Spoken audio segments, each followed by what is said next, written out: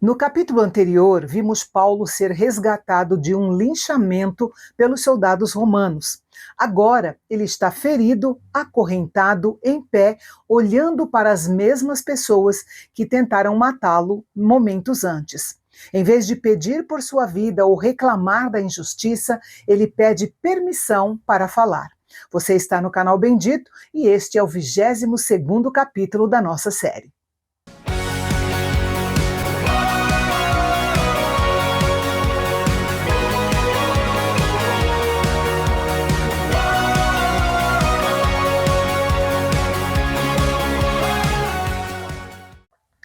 Este capítulo é uma aula de como comunicar nossa fé quando estamos sob pressão. Paulo não prega um sermão teológico complexo, ele simplesmente conta o que aconteceu com ele. Ele prova que ninguém pode argumentar contra o testemunho de uma vida transformada por Jesus. A primeira coisa que Paulo faz é estratégica. Ele fala em hebraico. No momento em que a multidão ouve sua língua materna, o silêncio se instala. Paulo começa se identificando com eles. Ele diz: Eu sou judeu, instruído aos pés de Gamaliel, zeloso para com Deus, assim como todos vocês. Perceba que ele não se apresenta como um inimigo da tradição, mas como alguém que entende perfeitamente o que eles sentem, porque já esteve no lugar deles. Isso nos ensina que para sermos ouvidos, precisamos primeiro encontrar um terreno comum com quem discorda de nós. Paulo faz um relato emocionante da sua transformação pessoal para aquela multidão em Jerusalém. Ele começa admitindo que no passado foi um perseguidor implacável dos cristãos, chegando a prender e votar pela morte de homens e mulheres por causa da sua fé. Culturalmente, Paulo enfatiza que foi educado aos pés de Gamaliel, que era um dos rabinos mais respeitados da história judaica. E isso servia para provar aos seus ouvintes que ele conhecia profundamente a lei e não era um ignorante a respeito das tradições. Mas ele diz que tudo mudou quando estava a caminho de Damasco. Uma luz fortíssima do céu brilhou sobre ele e então ele ouviu a voz do próprio Jesus perguntando por que ele o perseguia. Paulo destaca que ficou cego e precisou ser conduzido pela mão, o que era uma imagem de total rendição. Em Damasco, um homem piedoso chamado Ananias, respeitado por todos os judeus locais, orou por ele para que sua visão fosse restaurada e o batizou. O foco de Paulo aqui é mostrar que ele não escolheu mudar de ideia por vontade própria. Foi Deus quem o interrompeu de forma soberana. E ele encerra essa parte da sua defesa revelando uma visão que teve no próprio Templo de Jerusalém, onde o Senhor lhe deu uma ordem direta e polêmica para a época. Ele deveria deixar Jerusalém, porque sua missão agora seria levar a mensagem de salvação aos gentios, rompendo com a barreira religiosa exclusivista que existia até então. A multidão ouve Paulo em silêncio absoluto até ele pronunciar a palavra gentios. E então ela explode em fúria, gritando que ele não merece viver. Em um gesto típico de indignação e protesto oriental da época, as pessoas lançam poeira para o ar e sacodem suas vestes para demonstrar horror e total rejeição às palavras do apóstolo. Para os judeus radicais daquela época, a ideia de que Deus pudesse oferecer a mesma salvação aos não-judeus sem que eles passassem pelos ritos judaicos era um insulto insuportável. O comandante romano, muito provavelmente sem entender o que Paulo disse em hebraico, ao ver que o povo estava enlouquecido, ordenou que Paulo fosse levado para dentro para extrair confissões. Como oficial romano do alto escalão, o comandante Lísias certamente falava latim, que era a língua oficial do exército, e também falava grego koiné, que era a língua franca do comércio e da administração no Mediterrâneo.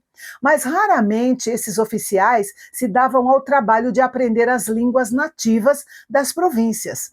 O fato de ele ter ordenado que Paulo fosse interrogado sob açoite logo após o discurso é a maior prova disso. Se ele tivesse entendido que Paulo estava apenas dando um testemunho religioso sobre sua conversão, não haveria necessidade de tortura para descobrir o motivo de estarem contra ele.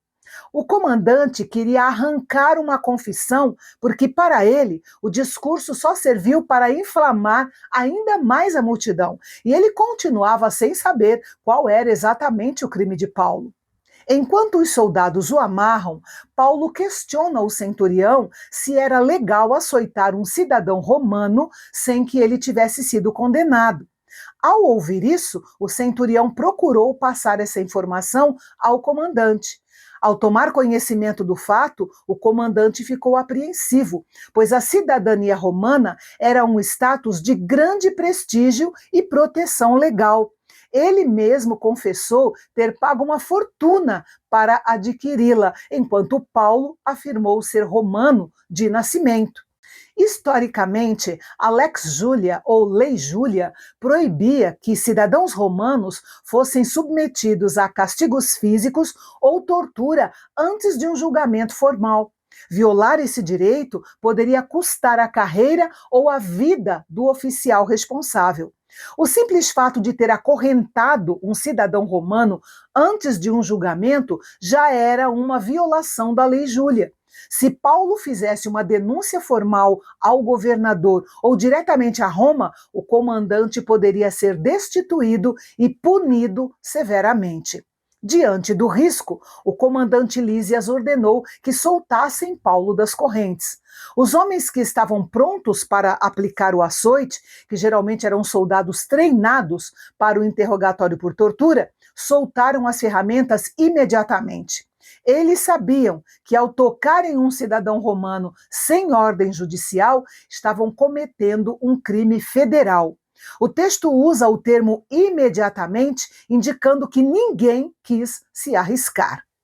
No dia seguinte, ainda buscando entender a raiz do conflito, o comandante convocou uma reunião com os principais sacerdotes e todo o sinédrio, que era o tribunal dos judeus, e mandou trazer Paulo diante deles para esclarecer as acusações.